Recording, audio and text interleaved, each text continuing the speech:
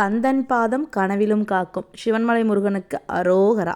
உலகத்தில் எங்குமே இல்லாத ஒரு தனி சிறப்பாக இங்கே சிவன்மலையில் ஆண்டவன் உத்தரவு பெட்டி அப்படின்னு ஒரு சிறப்பு வாய்ந்த விஷயம் இருக்குதுங்க. முருக பக்தருக்கு கனவுல முருகர் தோன்றி அந்த ஒரு சில பொருட்களை அவர் குறிப்பாக சொல்லுவார். அந்த பொருட்களை வச்சு இங்கே பூஜை பண்ணுறாங்க. அதுதான் ஆண்டவன் உத்தரவு பெட்டி. வருவதை முன்கூட்டியே முருகர் சொல்கிறது தான் இதோடைய தனி சிறப்பே. இதில் வச்சு பூஜை பண்ணுற பொருட்கள்னால உலக அளவில் பெரிய தாக்கம் அப்படிங்கிறது உருவாகும். அது நல்ல விதமாகவும் இருக்கலாம், இல்லை கெட்ட விதமாகவும் இருக்கலாம். ஒரு தடவை உத்தரவு ஒரு பொருளை வச்சுட்டாங்கன்னா அடுத்த உத்தரவு வர வரைக்குமே அந்த பொருள் தாங்க வைப்பாங்க. அது எத்தனை நாள் ஆனாலும் சரி உத்தரவுக்காக காத்திருப்பாங்க.